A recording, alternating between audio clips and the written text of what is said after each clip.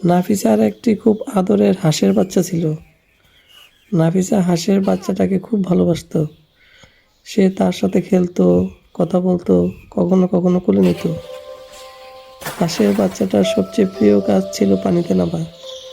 নদীর ধারে গেলে সে ছপ করে পানিতে নেমে সাঁতার কাটতো। নাফিসা দাঁড়িয়ে দাঁড়িয়ে শুধু তা দেখত, কিন্তু নাফিসা নিজে পানিতে নামতে পারতো না। একদিন এই দৃশ্য দেখে মা হাঁসের মনটা খুব খারাপ হলো। সে বুঝতে পারলো নাফিসা দুঃখ পাচ্ছে। পরের দিন মা হাঁস একটা সুন্দর কাজ করলো। সে নাফিসাকে তার পিঠে তুলে নিল, তারপর ধীরে ধীরে নদীর পানিতে নামলো। নাফিসা প্রথমে একটু ভয় পেল, কিন্তু মা হাঁস তাকে শক্ত করে ধরে রাখলো। নদীর পানি তখন শান্ত ছিল, চারদিকে রোদ ঝিলমিল করছিল। নাফিসা খুব খুশি উঠল। সে নদীতে ঘুরে বেড়ালো, পানি চললো আর আনন্দে হাততালি দিল। সেদিন থেকে নাফিসা বুঝলো, ভালোবাসা আর সাহস থাকলে ভয় দূর হয়ে যায়। সুন্দর সুন্দর ভিডিও পেতে সাবস্ক্রাইব করুন। হিমুক ফুলে ভরা এক বাগানে খেলছিল। চারদিকে ছিল লাল ফুল, হলুদ ফুল, নীল ফুল। প্রজাপতিরা উড়ছিল আর নাফিসা খুব খুশি ছিল। হঠাৎ করে আকাশে ঝিলমিল আলো জ্বলে উঠল। আকাশ থেকে ধীরে ধীরে নেমে এলো এক সুন্দর লাল ফুলপরি। ফুলপরি মিষ্টি হেসে বলল, হ্যালো নাফিসা, চলো আমরা বন্ধু হই। নাফিসা একদম ভয় পেল না। সে হেসে বলল, পরি আপু। এইভাবে তারা দুজন ভালো বন্ধু হয়ে গেল। ফুলপরি বলল, নাফিসা, চলো তোমাকে আমার পরীর দেশে ঘুরিয়ে আনি। ফুলপরি নাফিসাকে কোলে নিল আর তারা আকাশে উড়ে চলল। মেঘের ভেতর দিয়ে, রংধনুর পাশ দিয়ে তারা পৌঁছে গেল পরীর দেশে। পরীর দেশে ছিল কথা বলা ফুল, হাসি খুশি প্রজাপতি আর সুন্দর ফুলের দোলনা। নাফিসা হাসতে হাসতে খেলল। সে খুব খুব আনন্দ করল। কিন্তু ফিরে আসার সময় হঠাৎ করে এক ভয়ঙ্কর দৈত্য তাদের পথ আটকাল। দৈত্য গর্জি উঠল, এই পথে যেতে পারবে না। নাফিসা একটু ভয় পেল। তখন ফুলপরি বলল, ভয় পেও না নাফিসা, আমি আছি। ফুলপরি তার ফুলের জাদু ছড়িয়ে দিল। চারদিকে আলো ছড়িয়ে পড়ল আর ফুল উড়তে লাগল। দৈত্য ভয় পেয়ে দৌড়ে পালিয়ে গেল। ফুলপরি তখন নাফিসাকে নিয়ে আবার উড়ে চলল তার বাড়ির দিকে। সে সবসময় বাবা মায়ের কাছেই নিরাপদ। এই কথা বলে ফুলপরি আকাশে উড়ে গেল। নাফিসা হাত নেড়ে বলল, বাই বাই পরি আপু। সুন্দর সুন্দর ভিডিও পেতে সাবস্ক্রাইব করুন। নীল আকাশ আর ঢেউ খেলানো সাগরের পাড়ে এক রুদ্রোজ্জ্বল সকালে খেলছিল নাফিসা।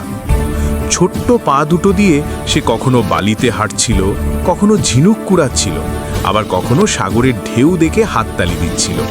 নাফিসার হাসিতে যেন পুরো সাগর পাড় আরও সুন্দর হয়ে উঠেছিল। হঠাৎ করে সাগরের পানি ছলাৎ করে উঠল।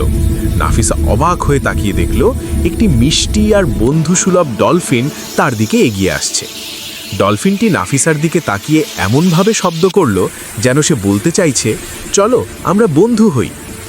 নাফিসা ভয় পেল না একটুও। সে হাত নেড়ে ডলফিনটিকে আদর করল। ডলফিনও খুশিতে লাফিয়ে উঠল। অল্প সময়েই দুজনের মধ্যে গড়ে উঠল গভীর বন্ধুত্ব। একদিন ডলফিন নাফিসাকে খুব সাবধানে নিজের পিঠে তুলে নিল। নাফিসা আনন্দে হেসে উঠল। ডলফিন তাকে নিয়ে নীল সাগরের বুকে ঘুরে বেড়াতে লাগল। চারপাশে রোদের ঝিলিক, পানির নিচে রঙিন মাছ আর দূরে উড়তে থাকা সাদা পাখি, সব মিলিয়ে যেন রূপকথার রাজ্য। নাফিসা তার ছোট্ট হাত দিয়ে ডলফিনের মাথায় হাত বুলিয়ে দিচ্ছিল, আদর করছিল। ডলফিনও খুশিতে বারবার পানিতে লাফ দিচ্ছিল।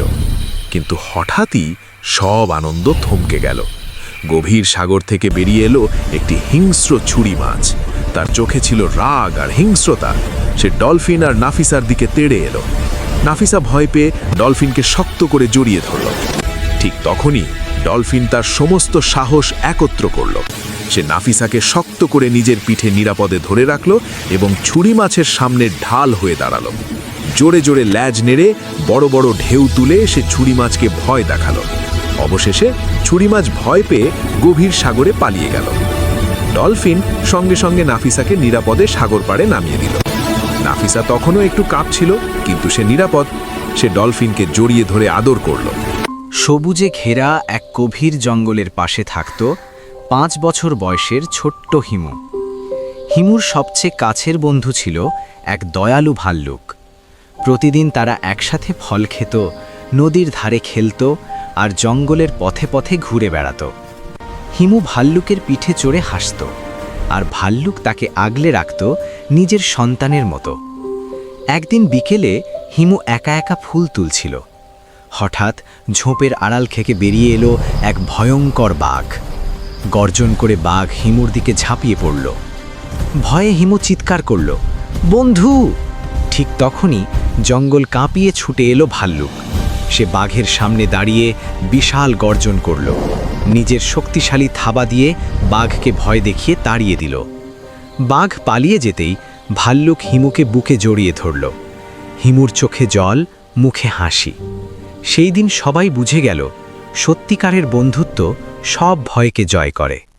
পাহাড়ের ধারে নদীর তীরে টুটু খরগোশ এবং কাদু কচ্ছপ ছিল গভীর বন্ধু।